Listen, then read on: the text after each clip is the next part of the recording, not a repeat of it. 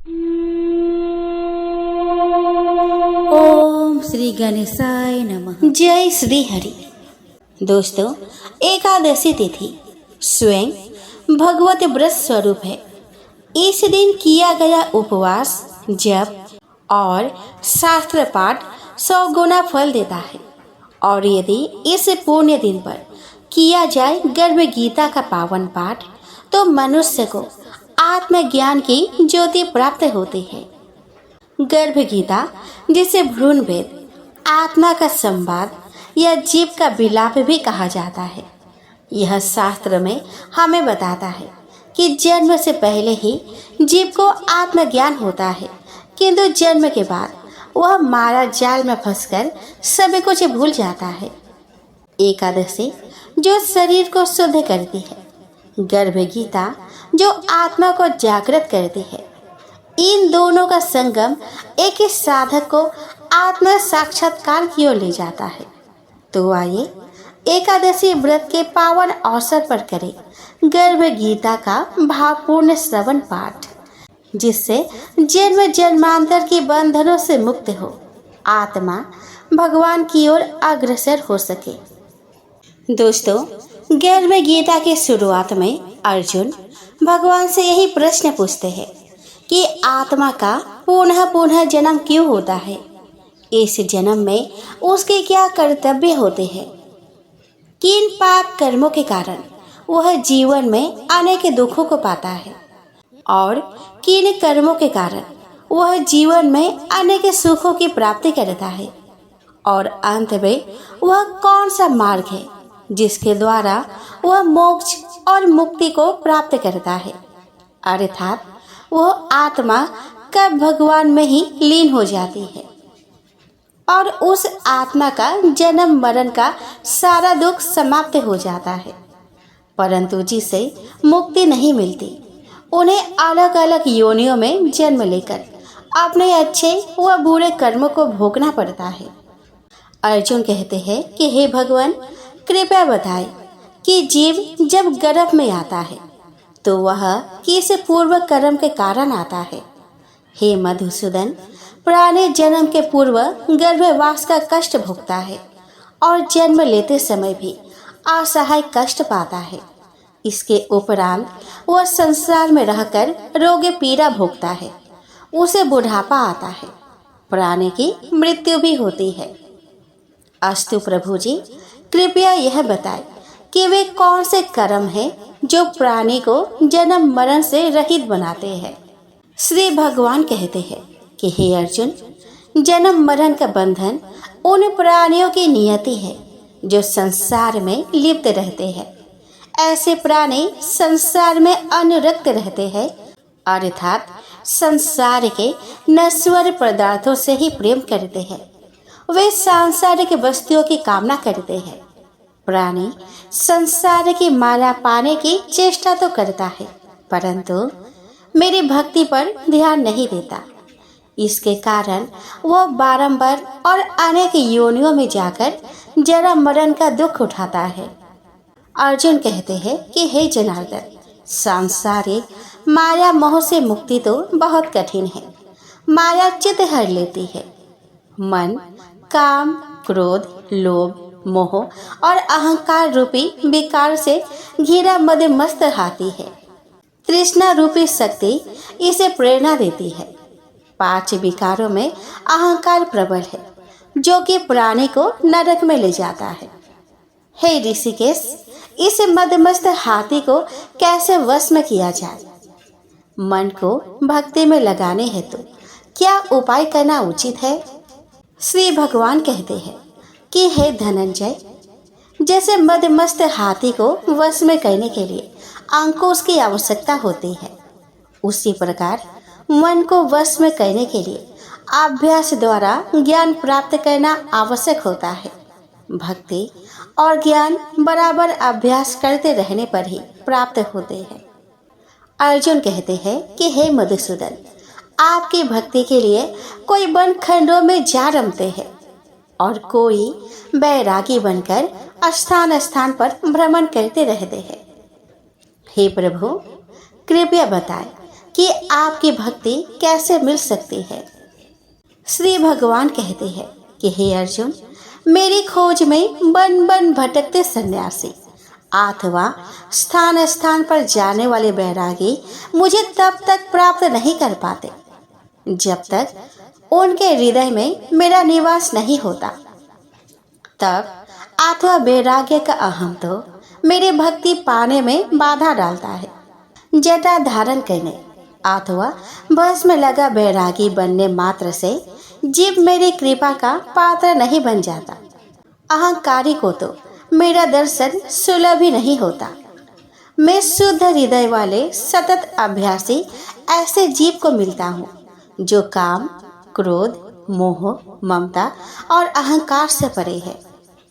अर्जुन कहते हैं कि हे माधव, प्राणी पंच विकार जनित प्रवृत्ति के कारण लौकिक जीवन नष्ट कर लेता है। हे मुरारी, कृपया बताएं कि वह कौन सा पाप है जिसके कारण किसी व्यक्ति की स्त्री असमय मर जाती है। किन पापों के फलस्वरूप अल्प आयु में पुत्र मर जाता है। कौन से पाप के कारण व्यक्ति वीर्यहीन हो जाता है। श्री भगवान कहते हैं कि किसी का लिया हुआ ऋण नहीं चुकाने वाला पति पत्नी हानि का दुख उठाता है। उसी प्रकार किसी की धरोहर अमानत को न लौटाने वाले का पुत्र अल्प आयु में मर जाता है। किसी को सहयोग सहायता का आश्वासन देकर भी समय आने पर सहयोग न करने वाला वीर्यहीन होता है। यह सब भयंकर पाप है जो स्त्री पुरुष एकाकी भुगते हैं। अर्जुन कहते हैं कि हे दयानिधि, किस पाप के फलस्वरूप प्राणी सतत रोगी रहता है और किस कुकर्म के फलस्वरूप बोझा ढोने वाला जघन्य पशु बनता है। श्री भगवान कहते हैं कि हे अर्जुन, कोई सौभाग्य काक्षिणी कन्या को बेचने वाला सतत रोगी रहता है। अभक्ष्य भोजन और मादक द्रव्य का सेवन करने वाला अधम योनि में जन्म लेता है। झूठी गवाही देने वाला, भोजन बनाकर पंच कबल कर स्वयं भोजन करने वाला बिल्ली और सूकर की योनि प्राप्त करता है। अर्जुन कहते हैं कि हे प्रभु, इस संसार में जिनको आपने धन धान्य दिया है और उत्तम साधन दिए हैं तो उनका पुण्य क्या था। श्री भगवान कहते हैं कि उत्तम रीति से सुयोग्य पात्र को स्वर्ण आदि दान करने वाला धन धान्य और वाहन आदि पाता है। सत्य सनातन वैदिक राति से सुयोग्य वर को विधि पूर्वक कन्या दान करने वाला उत्तम मानव योनि का अधिकारी बनता है।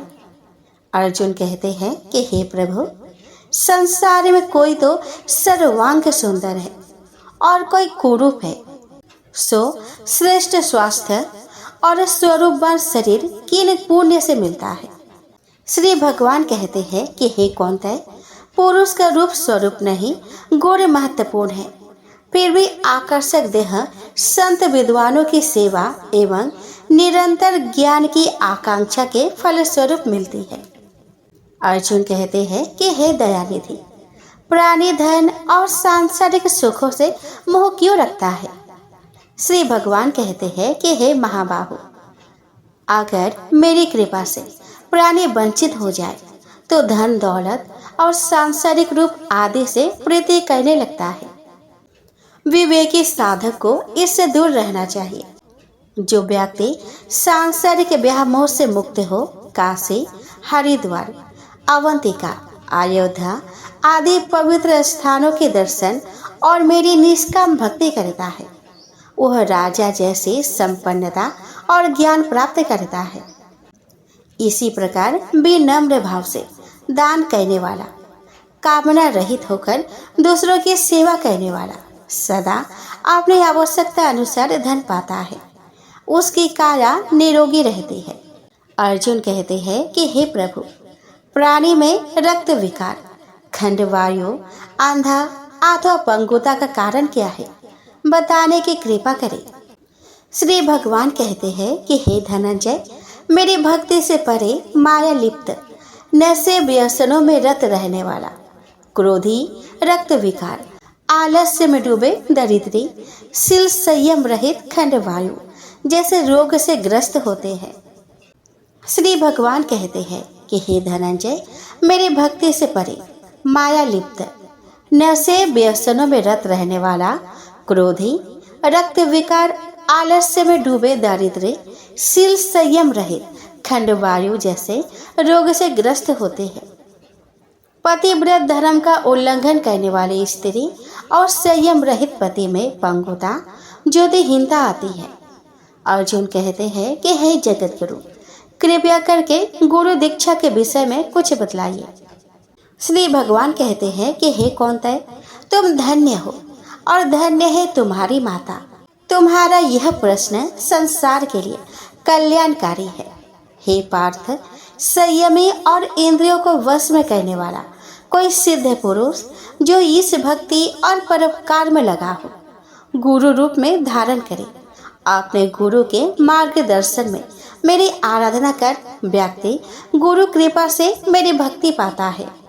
ऐसे गुरु से विमुख प्राणी सप्तग्राम को मारने का पाप भोगता है। उसका मुख देखना भी पाप है। जैसे मदिरा भांड से सटा गंगाजल अशुद्ध हो जाता है, उसी प्रकार गुरुद्रोही गृहस्थ साधक की साधना निष्फल रहती है। ऐसा व्यक्ति कुकर, सूकर, गर्दभ, काक आदि योनियों को पाता है। वह अजगर के समान आलस्य में डूबा तिरस्कार पाता है। अतः गुरु आज्ञा पालक, साधनशील, व्यसन रहित जीवन व्यतीत करना चाहिए। हे धनंजय, गुरु दीक्षा बिना साधक का उद्धार नहीं होता है। मेरी भक्ति की इच्छा करने वालों को गुरु धारण करना उत्तम है। जैसे नदियों में गंगा, व्रतों में एकादशी और जीवों में मनुष्य तन श्रेष्ठ है, उसी प्रकार साधक की सिद्धियों में गुरु कृपा श्रेष्ठ है। गुरु सेवा का फल अश्वमेघ यज्ञ से भी अधिक फलदायी है। तो दोस्तों, इस प्रकार श्री गर्भ उपनिषद में गर्भ गीता का पवित्र पाठ पूर्ण हुआ। जो भी भक्त भावपूर्वक इस गर्भ गीता का पाठ या श्रवण करता है, उसे पूर्व जन्म का ज्ञान, आत्मा का स्मरण और ईश्वर की ओर लौटने की प्रेरणा प्राप्त होती है। यह पाठ हमें यह सिखाता है कि जीवन केवल सांसों का क्रम नहीं, बल्कि आत्मा की यात्रा है, परम सत्य की ओर। तो आइए हम सभी यह संकल्प लें कि हम मोह माया से ऊपर उठकर इस जीवन को ईश्वर भक्ति, सच्चे कर्म और आत्मचिंतन में लगाए। और जब अगली एकादशी आए, हम न केवल उपवास करें, बल्कि आत्मा का पोषण करें, ज्ञान, वैराग्य और प्रेम के द्वारा। तो प्रेम से बोलिए, गर्भ गीता की जय हो, भगवान श्री हरि की जय हो।